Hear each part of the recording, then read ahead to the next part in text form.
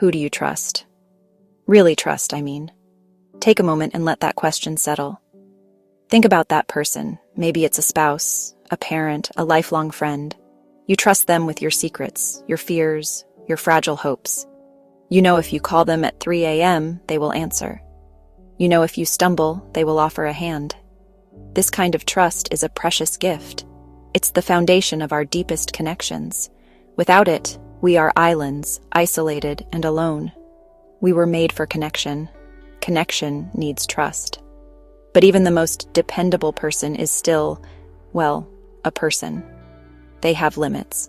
They have burdens to carry and storms to navigate. They might misunderstand you. They might get tired or become distracted. They might offer advice that leads you the wrong way. The Bible is not just a book of rules or ancient stories. It is a collection of promises. It is God's love letter to you. Among the most powerful of these promises are two that speak directly to this deep need for unwavering trust. Trust in the Lord with all your heart and lean not on your own understanding. In all your ways, submit to Him, and He will make your paths straight. Proverbs chapter 3, verses 5 and 6. Read those words again, slowly. God isn't asking for partial trust. He invites us to bring our whole heart to Him. Think about what that means. Lean not on your own understanding. We analyze, we strategize, we worry. We lie awake at night, our minds spinning like hamster wheels, trying to solve problems that are far too big for us. God's invitation is a release from that burden. He says, "Let me handle the navigation. Let me clear the path." Then there is the comforting voice of the prophet Isaiah, speaking words directly from God's heart to His anxious people. "So do not fear, for I am with you. Do not be dismayed, for I am your God. I will strengthen you and help you. I will uphold you with my righteous right hand." Isaiah chapter 41, verse 10. Can you feel the tenderness in that promise? He doesn't just say, "Be strong." He says, "I will strengthen you." He is not a distant observer. He is with you. Trusting another person is one thing. Trusting God is another entirely. The trust we place in people, however deep, is built on observation. It is also built on experience. We see them act with integrity over time.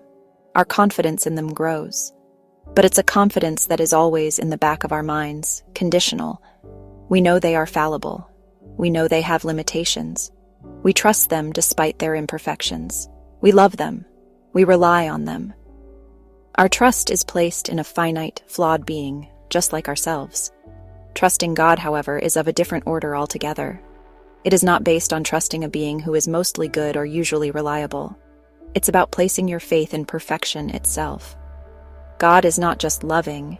He is the very definition of love. He is not just wise. He is the source of all wisdom. He is not just powerful. He is omnipotent.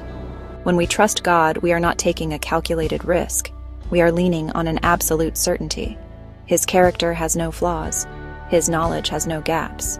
His strength has no limits. The object of our trust makes all the difference. God is not a distant, impersonal force. He is not an uninterested landlord of the universe, watching from afar. The central message of the entire Bible, Genesis, Revelation. God desires a relationship with you, a personal, loving, and intimate relationship. He knows your name. He knows the number of hairs on your head. He knows your thoughts before you speak them. He sees you not as one of a crowd of billions, but as His unique and beloved creation. This is not a business transaction. It is a deep, personal connection He longs to have with each of us. Think of a parent teaching a child to ride a bike, holding the seat, running alongside, offering words of encouragement, ready to catch the child if they fall. This is the picture of God's involvement in our lives. He wants to be with you in every situation. The big, life-altering decisions, the small, everyday moments. Your work, your family, your worries, your joys. Life is a series of choices, isn't it?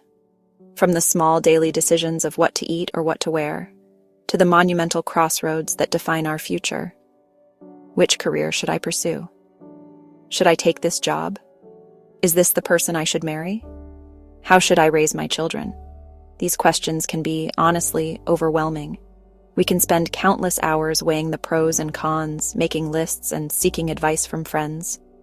We use our logic and our intuition, just hoping we are making the right call. This is where God's promise to guide us becomes so practical. He offers us a wisdom that transcends our limited perspective.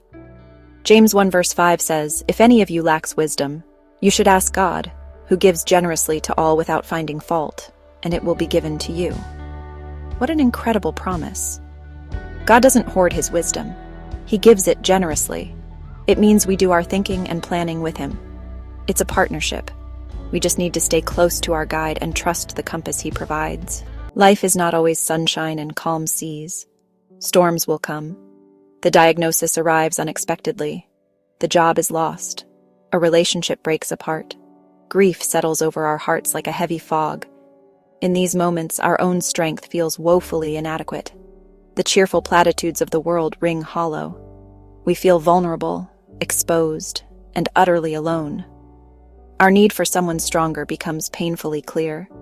Our hearts cry out for a refuge, a safe place to hide from the wind and the rain. God's love is that shelter. The psalmist wrote, "God is our refuge and strength, an ever-present help in trouble." He is not a fair-weather friend who disappears when the storm clouds gather. He is ever-present. He is right there in the midst of the trouble with you. He is the strong walls of a fortress when you feel under attack. He is the sturdy roof over your head when the world feels like it's crashing down.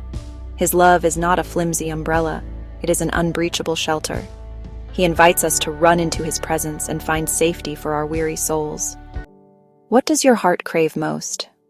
If you were to quiet all the noise and listen to the deepest longing of your soul, what would you hear? For many of us, the cry is for peace. Not just the absence of conflict or noise, but a deep, settled calm in the center of our being. We search for it in so many places. In financial security and success, in relationships, in quiet vacations. These things can bring temporary relief, but the anxiety and restlessness always seem to creep back in. God offers a different kind of peace. The Apostle Paul described it as the peace of God, which transcends all understanding. This peace is a gift, not an achievement. It's not something we can manufacture through positive thinking or meditation alone. It is a supernatural calm that settles over our hearts and minds when we place our trust in Him. It transcends all understanding, meaning it doesn't always make sense to the outside world. It's the ability to be calm in the midst of chaos, to be hopeful when circumstances look bleak. It's a peace that comes from knowing who is in control. Why are you here? What is the point of it all? These are the great questions of the human heart. We all have an innate desire for our lives to matter, to have meaning and purpose beyond just existing day to day. We search for this purpose in our careers, in our families, in our accomplishments, in our contributions to society. We want to know our short time on earth has made a difference. Without a sense of purpose, life can feel empty and adrift. God's love is the key that unlocks our true purpose. When we open our hearts to Him, we begin to discover we are not a cosmic accident. We are a deliberate creation, designed by a loving artist. Ephesians chapter 2 verse 10 tells us, "For we are God's handiwork, created in Christ Jesus to do good works, which God prepared in advance for us to do." He wove specific gifts, talents, passions into the fabric of your being, all designed for a unique role in His grand story. But in learning to love God and love others with the unique gifts He has given you, your life is no longer a random collection of events. It is a thread in God's magnificent tapestry. We stand at a final, gentle invitation. It is the call to surrender, not a surrender of defeat, but a surrender of trust. It is the decision to stop striving, to stop worrying, to stop trying to control every aspect of your life. It is the choice to place your heart, your hopes, your fears, your future into the hands of a God who is completely trustworthy and who loves you with an everlasting love. It is the ultimate act of faith, the beginning of true freedom and lasting satisfaction. Trusting God with your whole heart is the wisest investment you will ever make. It is betting on the only sure thing in the universe. People will change. Circumstances will shift. Your own strength will fail. But God's love is constant. His promises are unbreakable. His plans for you are good. It starts with a simple prayer. the prayer of an open heart. I choose to trust you, and who has a beautiful purpose for your life. Trust him fully. He will not let you down.